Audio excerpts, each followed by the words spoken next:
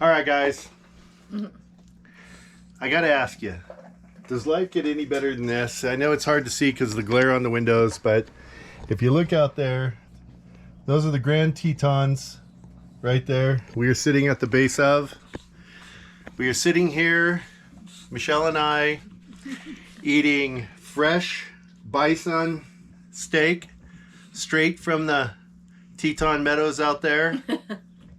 Fresh bison salad, sitting in our Allegra bus at the base of the Tetons. Seriously, does life get any better than this? After our bike ride. Yeah, after our 16-mile bike ride up to... what lake was that? Jenny Lake. We rode up to Jenny Lake today. Jenny Lake. And while we were on the trail, we actually had one cow elk ran right in front of us on the bikes. Yeah, it was super She cool. just decided to cross the path.